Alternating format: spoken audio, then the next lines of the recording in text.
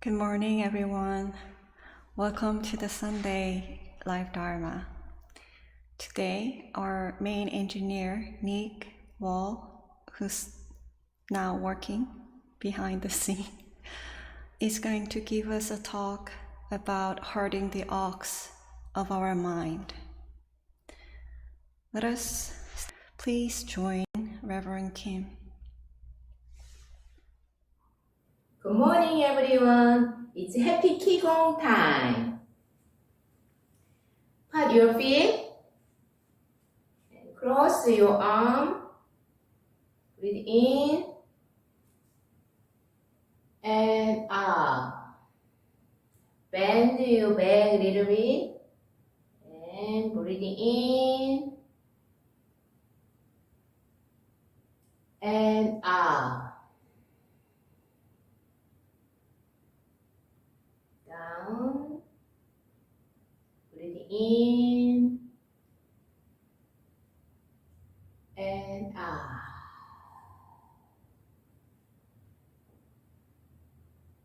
Switch your arm. Breathe in and out. Don't bend your knees. Just a little down. Breathe in and out. Switch your arm. Breathe in and out.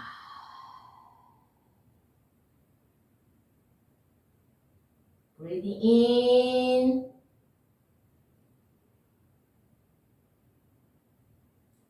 and out.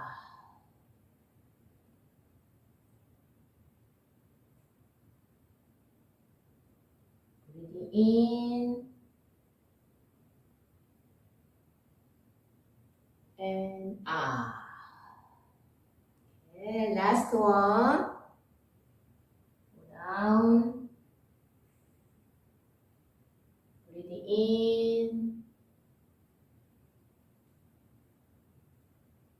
and out. Next, one foot out and stable and arms, raise your hand, breathe in and out, breathe in and out. Here, and then we breathe in, chest you open, and suddenly out. 1, 2, 3. Breathe in and out. It's a fully deep breathe in. And suddenly out. 1, 2, 3. Breathe in and out. Deep breathe in. 1, 2, 3. Release. Breathe in and out.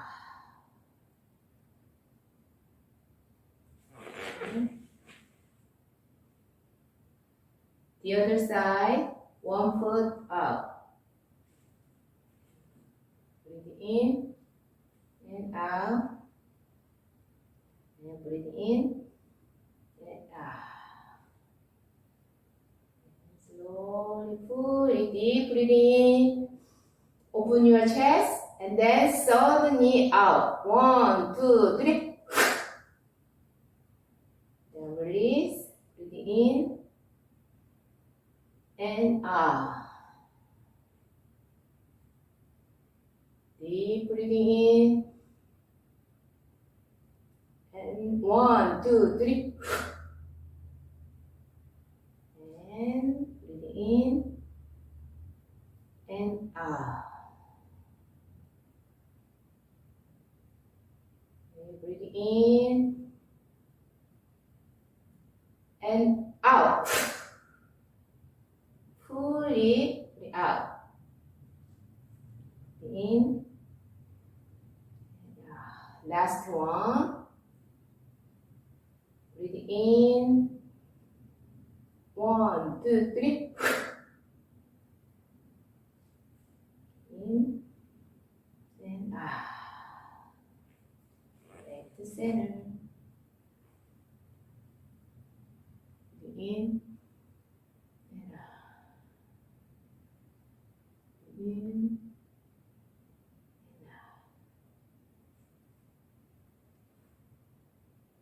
Thank you for joining.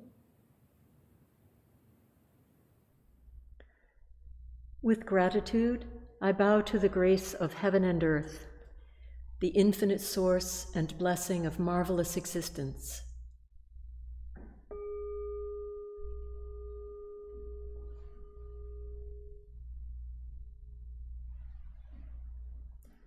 With gratitude, I bow to the grace of parents, ancestors, and everyone who has helped give me life and nurture it.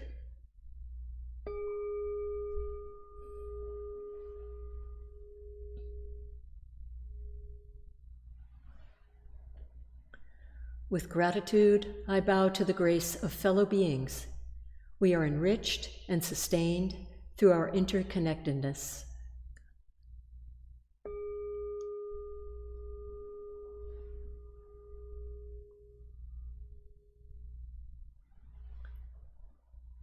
With gratitude, I bow to the grace of laws. With Dharma and universal principles to guide us, we embrace the protections of justice and freedom developed in human law.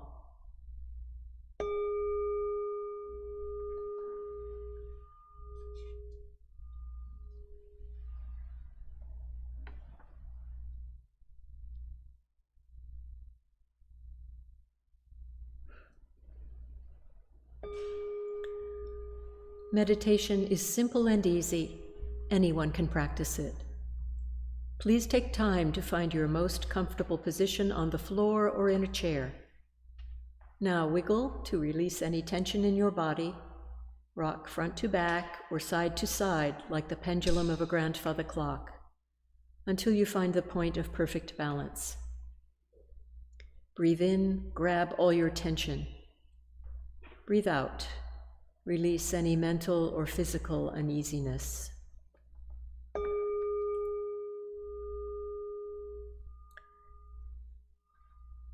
Relax your whole body. It is all right to slouch a little bit if that feels more natural. Just remember to let your mind's eye focus on belly breathing. Breathe and listen to your body. If your body agrees, gradually sit up taller. Gently straighten your spine without losing focus on the energy in your lower abdomen. You may start to feel your lower back growing stronger and your chest and heart opening. Keep your ears softly aligned with your shoulders.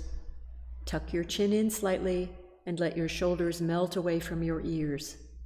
Enjoy the sensation of your arms and hands relaxing.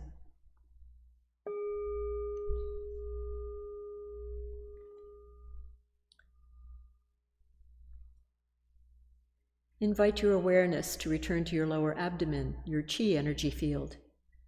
This is called the Danjun and is located about 2 inches below your navel.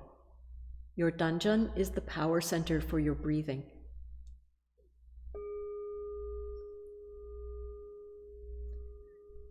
Scan your entire body to see if there is any tension, especially in your face and head, neck and shoulders.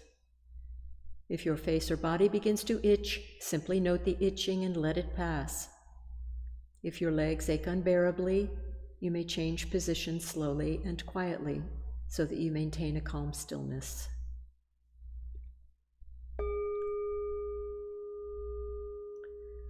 When thoughts arise in your mind, do not be disturbed by them. Do not react to your thoughts or pursue them. Recognize them as just thoughts. They will disappear by themselves. Continue to bring your awareness back to your Danjun abiding breath. When your mind is calm, concentrated, perfectly focused, and at peace, you will rest in the realm of samadhi, deep meditation. We are grateful to sit quietly, finding the still point within. May we be here now, deeply aware of our ever calm, ever alert spirit.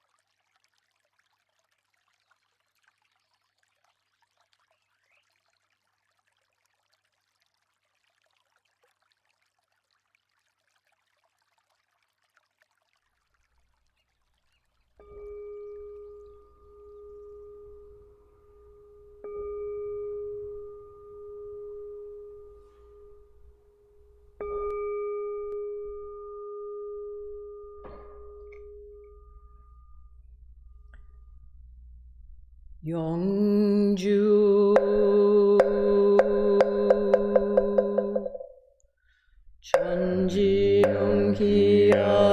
천지영기하심정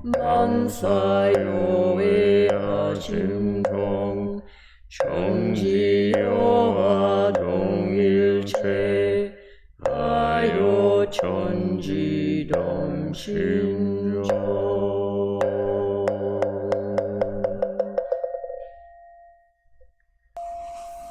The spiritual energy of heaven and earth settles in my being.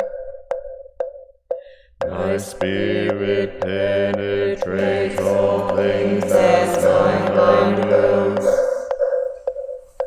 Heaven, earth, and I become one. I am one with the way of heaven and earth.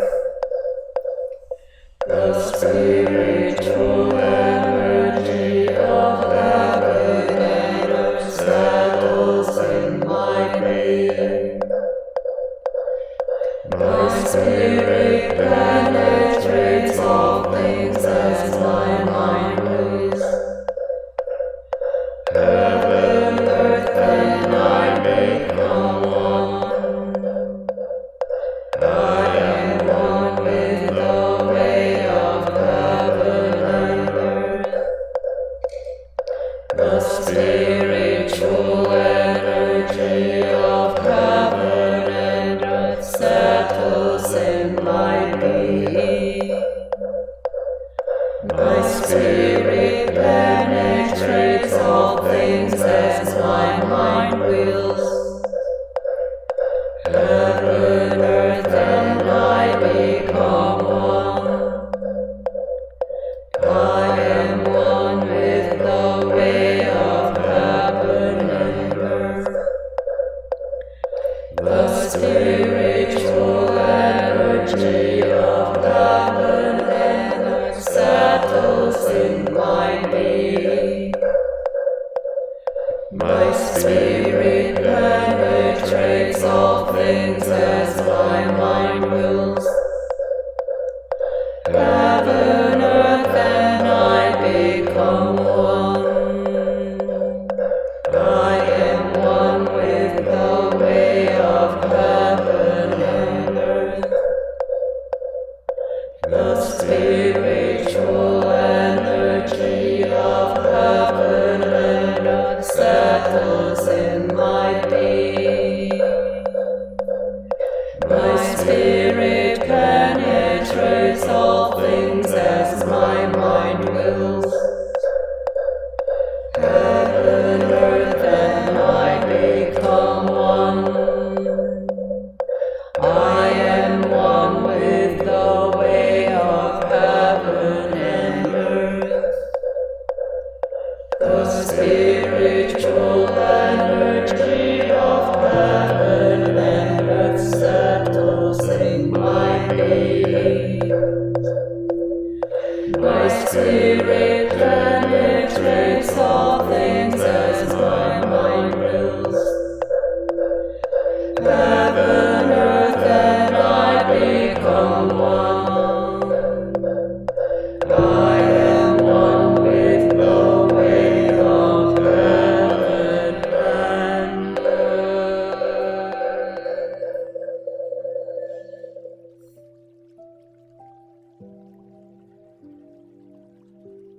Prayer for world peace.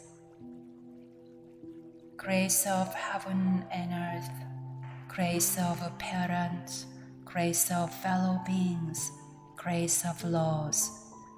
O Dharmakaya fourfold grace, may we take refuge in Dharma and be filled with the compassion and wisdom. May we transform delusion into wisdom, greed into generosity, resentment into gratitude, discord into harmony, and hatred into compassion. May all nations grow and benefit mutually. May the strong help the weak, and may the weak learn and evolve according to Dharma. May all those who have died from world conflicts and disasters be delivered through all obstacles and be at rest. May there be peace throughout the world, and may all beings enjoy tranquility and happiness, living in their original true nature. This we pray with our whole hearts.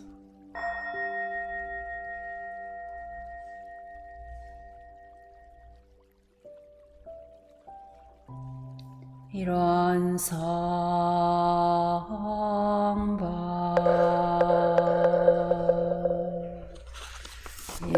One is the rock of samadhi beyond words and speech, the gateway of birth and death, transcending being and non-being, the origin of heaven and earth, parents, fellow beings, emblems the true nature of all Buddhas, enlightened masters, unenlightened people, and sentient beings, till one manifests as both permanence and impermanence, viewed as permanence, till one unfolds into infinite world that is ever abiding, spontaneous, just as it is, viewed as impermanence, till one unfolds into infinite worlds through the cycle of formation, duration, decay, and extinction of the universe, and the birth, aging, illness, and death of all beings, according to how we use our minds and bodies in the four forms of birth, we transform through the 6 realms of existence, progressing or regressing, with grace arising from harm or harm from grace. Therefore we unawakened beings vow to practice wholeheartedly, modeling ourselves after real ones, Sangha, Dharmakaya, Buddha, by cultivating our minds and bodies deeply, knowing human affairs and universal principles thoroughly, and using our minds and bodies skillfully, thus progressing rather than regressing, and receiving grace rather than harm, until we attain the great empowerment of Ilon and become one with the nature of Ilon.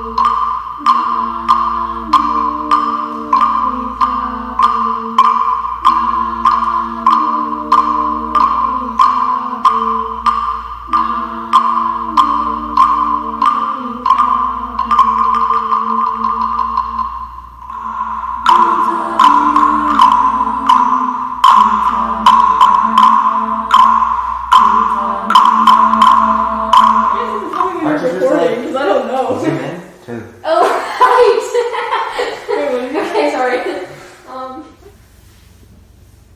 The moral of the story is Don't steal from people because it can lead. Oh my God, you were.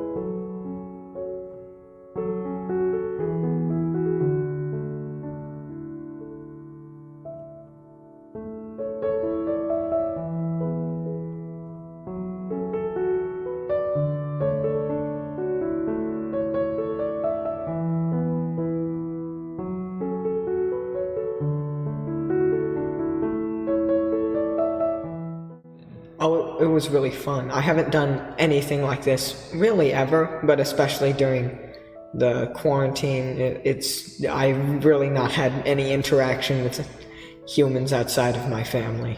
I do. It relaxes me and calms me, and it makes me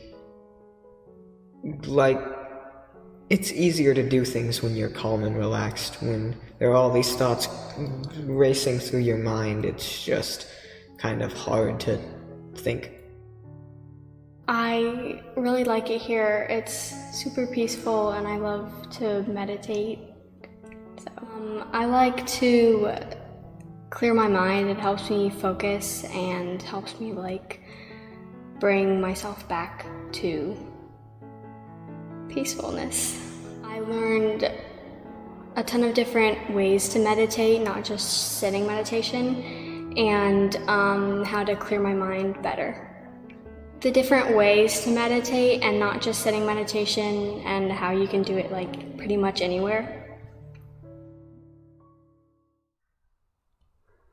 Herding the Ox of Our Mind, Dharma Talk by Nick Wall, wontempleNC. Let us all practice deep listening, and at the end of his talk, please feel free to share comments through live chat.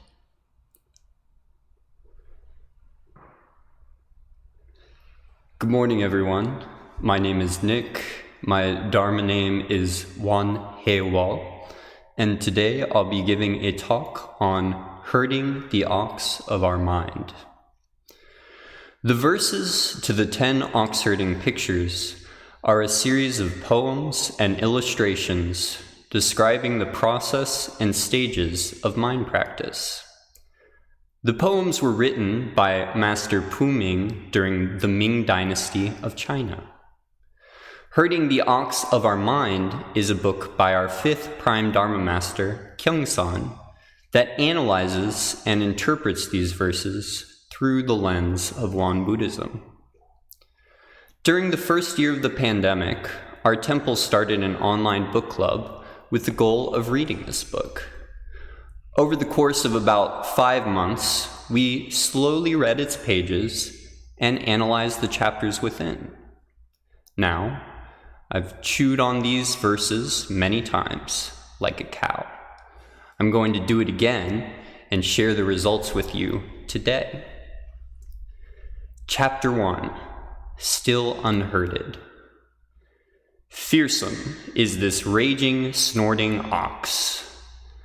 Running wildly, it charges through mountains and streams. Countless tender green shoots are trampled under the ox's pounding hooves. According to Master Kyung-san, this chapter refers to the time before a person encounters the Buddha Dharma, a time when desire and impulse run unfettered by conscience or consideration. In this stage, the dark cloud of ignorance obscures the true nature of the ox. Any ox herd that tries to approach is simply dragged on the ox's rampage. In this stage, there is a complete lack of awareness of the impact of one's actions. The tender green shoots trampled in the poem refer to the damage dealt by actions taken without awareness. The founding master told a story of a man who is in this stage in verse 54 of chapter 3. The founding master said to Namchung, "The other day I saw a man riding an ox. It seemed, though, that the man wasn't leading the ox, but the ox was leading the man. If the ox went into a thorny patch or a ditch, the man was led into a thorny patch or a ditch.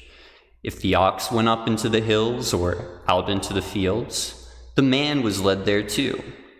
Pitching forward and backwards, the man's clothes were ripped and his body injured. It was painful to watch. After seeing this, I suggested that if he held the ox's reins tightly and, by leading it only on the road, kept it from going wherever it wanted, then wouldn't he be able to avoid such a mishap?" The man replied, "That would be wonderful," but said that when he got the ox, he did not know how to train it and let the ox have complete control. Now, as the man aged, the ox was getting wilder, and he no longer had the ability to control it. In the same way that the man in the verse was dragged about by the ox, those in the stage are dragged along by their desires. I'm sure that most of us have experienced a time in our lives when we've been dragged around by our ox. I know I have. I was diagnosed with ADHD at an early age, which stands for Attention Deficit Hyperactivity Disorder. It's a neurological condition with a multitude of symptoms, one of which is executive dysfunction. For the sake of simplicity, you can imagine that I have an ox tied to my ankle. That ox isn't very good at being given orders, and it doesn't sleep as much as it should. Sometimes it also vibrates for no reason. I don't know what that's about. In other words, my mind is constantly active, yet my capacity to translate that mental activity into practical action is lacking. There have been many times when I've felt like the man in the passage.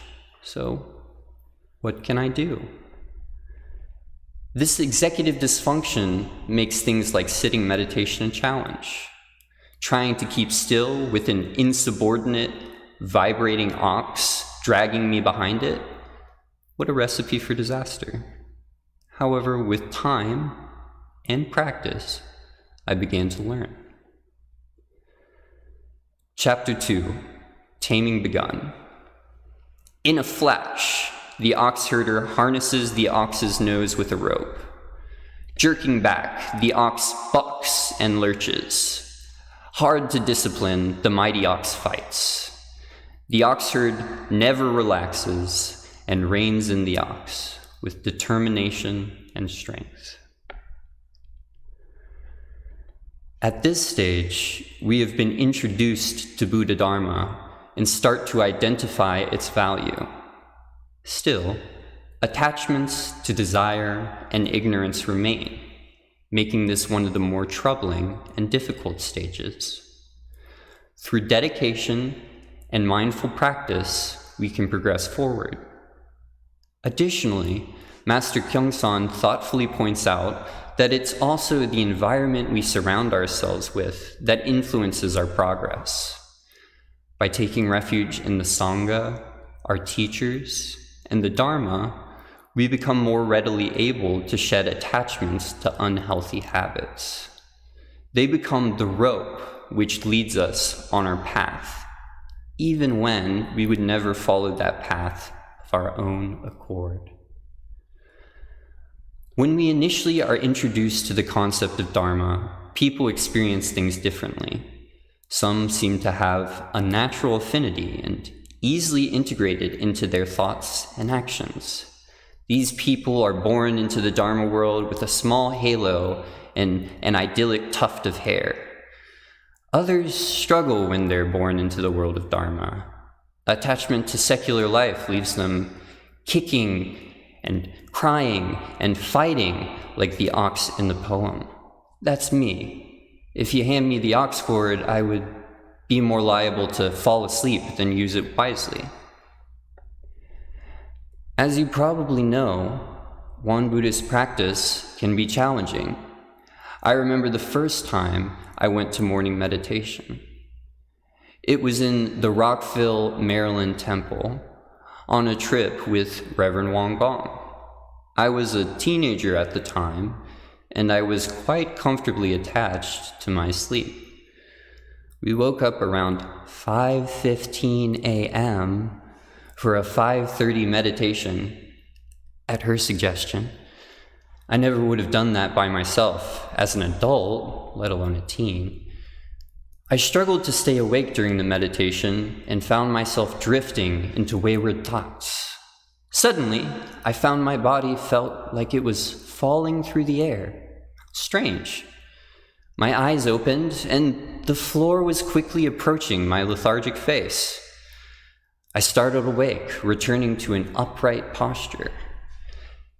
After barely avoiding smacking my nose into the floor, I wondered if all this was really worth it. However, as I started to acclimate to morning meditation, it slowly became one of my favorite practices. My normally racing ox is at its calmest during the morning. I find that the stillness I cultivate during the morning carries into the rest of my day. Chapter 3. Accepting discipline. Gradually subdued, the ox stops kicking and is willing to be led. The ox herd tightly holds the rope, never letting go, ever alert, oblivious to fatigue.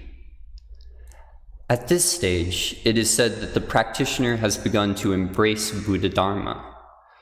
No longer does the practice feel as tiresome, and it starts to become a part of everyday life. This is a difficult stage to reach, and an even more difficult stage to recognize. I'm sure many of you have gotten to this level, but a discerning mind tends to notice challenges and failures far more than successes. Good job on reaching this stage to all you hardworking oxherds out there. But one needs to be ever vigilant of their mind, even when things start to feel easier. Of all the things, it is most important that we know and are familiar with our ox, our minds. We observe the ox without bias or fear, for we cannot change the ox that we have. Indeed, our mind is the lens through which we perceive all things, and it is therefore extremely important to understand how it distorts and obscures truth.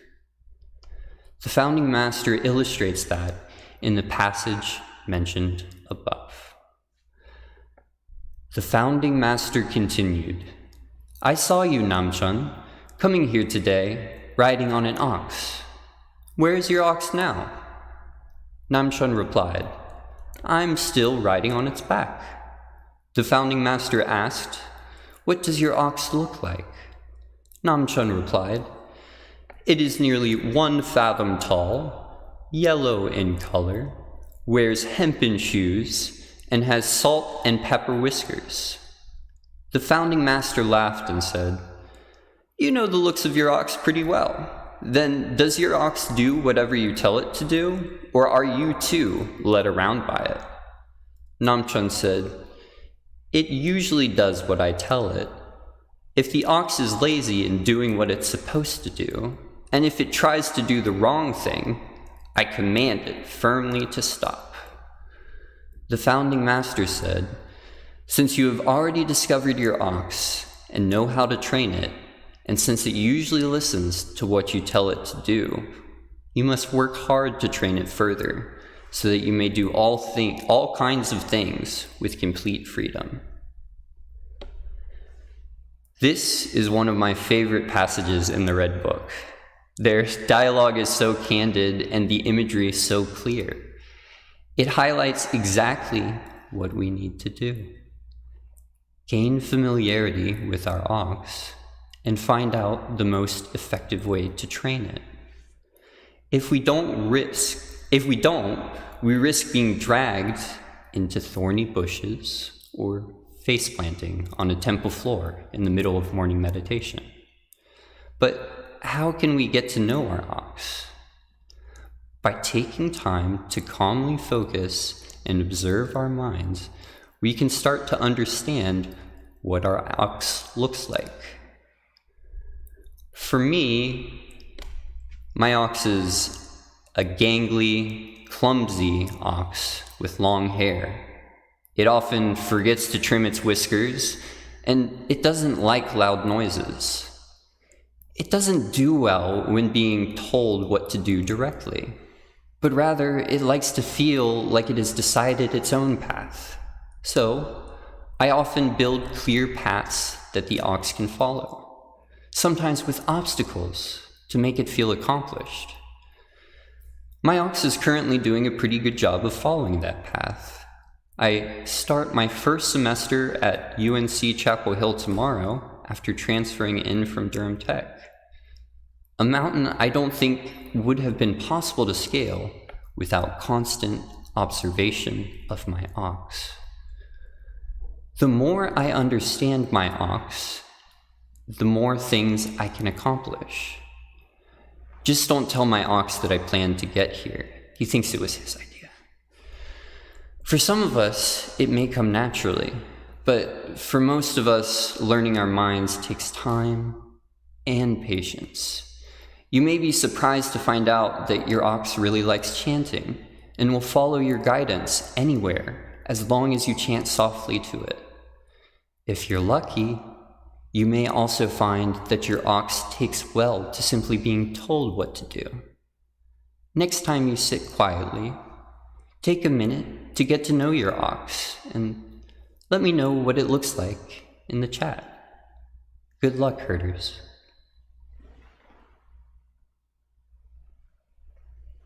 Thank you, Nick, for your inspiring talk and reminding us of this very important lesson.